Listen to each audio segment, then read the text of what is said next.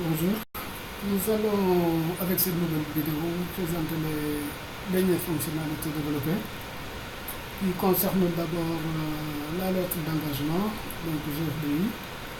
On clique sur lettre d'engagement. Alors ici doivent se trouver toutes les écoles au niveau desquelles Tracfete a envoyé des étudiants qui ont bénéficié de formation pour l'année scolaire en cours. Donc ici en l'occurrence c'est 2018-2019. Donc on clique sur imprimer, sachant que l'imprimante ici par défaut c'est du PDF, donc c'est une imprimante virtuelle. Il va nous générer un fichier PDF. Le temps qu'il termine de travailler. Donc on va choisir un dossier pour enregistrer ça. On l'appelle lettre engagement, par exemple Ben. Après on va enregistrer. On sélectionne d'abord, on va sauvegarder. Donc il va travailler.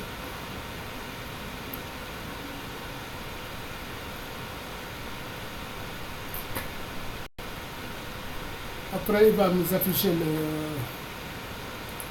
le fichier en question. On va revenir ici, c'est pour que ça soit plus clair. On va aller au niveau du dossier. Donc lettre engagement Ben. Donc on a ici la lettre. Pour remarquer que on a plusieurs domaines de formation. On l'a choisi volontairement comme ça pour montrer le cas extrême où on a plusieurs domaines de formation. Et dans certains domaines de formation, on a plusieurs niveaux. Donc ce qu'on a ici,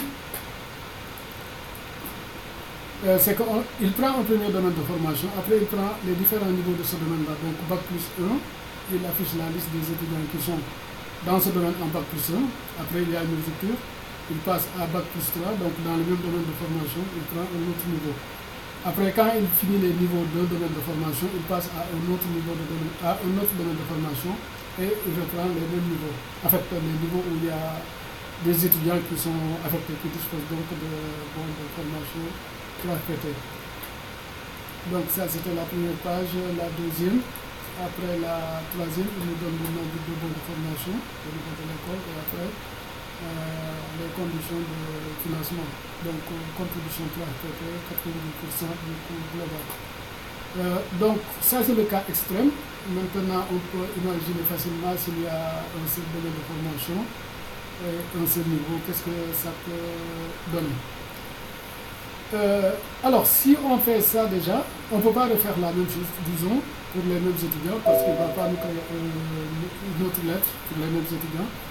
Donc il va nous dire que il n'y a pas d'étudiants qui sont affectés et qui ne sont pas déjà dans une lettre d'engagement.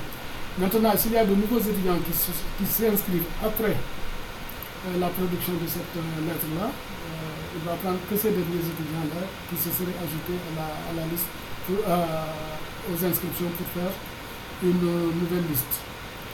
Donc, éventuellement, pour faire une autre lettre d'engagement avec les mêmes étudiants, il faut supprimer celle-là en cliquant sur annuler la lettre d'engagement. Mais avant de faire ça, lorsqu'on imprime, le système va générer un duplicata. Un duplicata, ça va être exactement un fichier qui reprend ce qu'il a imprimé et qu'on ne peut pas modifier. Donc on sait que c'est l'exact reflet de ce qui a été imprimé comme lettre d'engagement. Donc on peut regarder. Donc en fait on retrouve exactement les mêmes éléments que sur notre lettre. Et donc en fait ça apporte une garantie quelque part parce qu'en fait c'est des fichiers qu'on ne modifie pas. Donc on n'y a pas touché. On sait que c'est exactement ça qui a été effectivement imprimé. Donc là on peut l'annuler. Par exemple si on a remarqué que la liste comporte des erreurs, etc. ou bien qu'un nouvel étudiant vient de s'ajouter, on ne peut pas imprimer une autre lettre que pour cet étudiant, on peut l'annuler et puis reprendre la lettre. Donc si on annule la lettre, on va supprimer ça, donc ça veut dire qu'il y en a plus. On peut reprendre éventuellement. On va fermer. Alors, pour venir après maintenant sur les sauvegardes. Alors, une sauvegarde, c'est très important parce qu'en fait, si vous avez sur votre ordinateur des logiciels et des données, si l'ordinateur a un problème, vous formatez par exemple le disque dur ou bien l'ordinateur est perdu, si vous avez un nouvel ordinateur, il suffit juste de réinstaller les logiciels. Par contre, si vous n'avez pas fait de sauvegarde des documents, des données, vous les perdez irrémédiablement, donc vous ne pouvez pas les récupérer.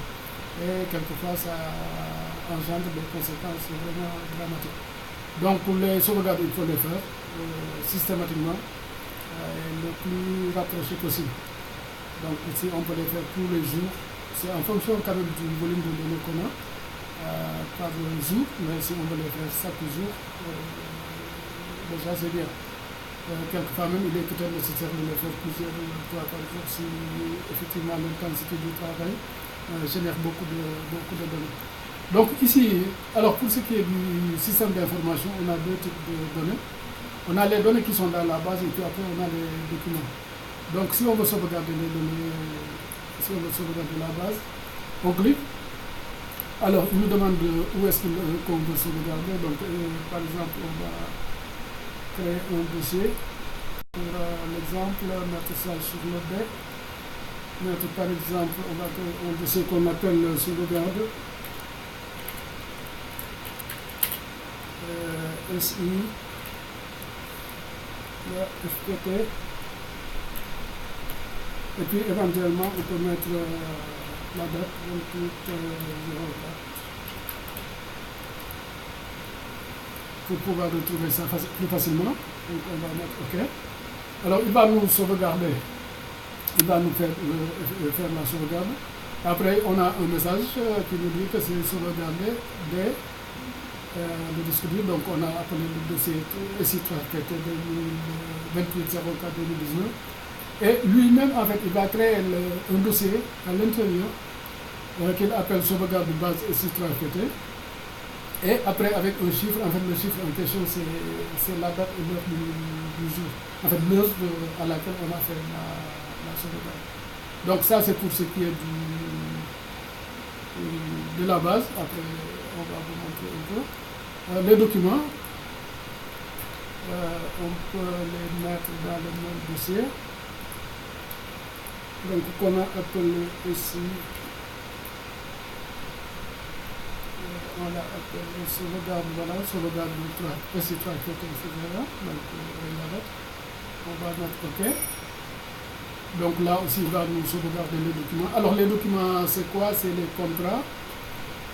C'est les contrats, c'est les fiches de négociation, c'est les documents attachés aux établissements et aux projets par exemple. Donc là aussi il nous donne le message, sauvegarde, etc. Alors là il appelle sauvegarde donc SI3FPT avec le même principe, l'année et la date du jour et l'heure courante. Donc on va fermer ici. On n'aura plus besoin de l'application, donc on va quitter. Juste pour vérifier maintenant au niveau de la sauvegarde, qu'est-ce qu'on a. Donc on avait ça sur le B. On a sauvegarde ici, voilà c'est ça. Donc à l'intérieur on a nos deux dossiers. Donc la première sauvegarde c'est base ici, etc. Ici on a l'ensemble des fichiers de données de la base. Et puis après on revient pour les documents et donc on a l'ensemble des documents qui sont attachés au système d'information. Voilà, c'était tout, je vous remercie.